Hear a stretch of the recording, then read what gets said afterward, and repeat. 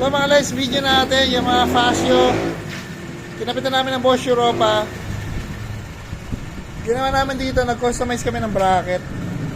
Ayan o. Ayan. Stainless yan na bracket na pinowder coat namin. Nakatumilyo rito. Kasi ito yan. Para ma-hold nyo yung dalawang horn.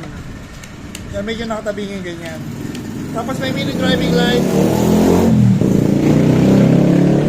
Helix front.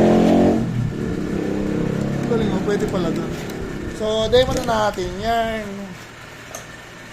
Dimo tayo sa ilaw muna, ilaw.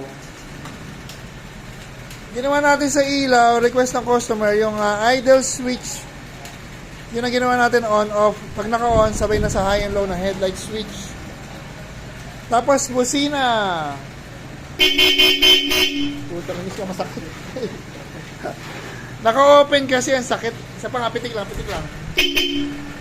So yan, naka-Bosch Europa, naka-mini driving light. Patay mo na, pakita natin.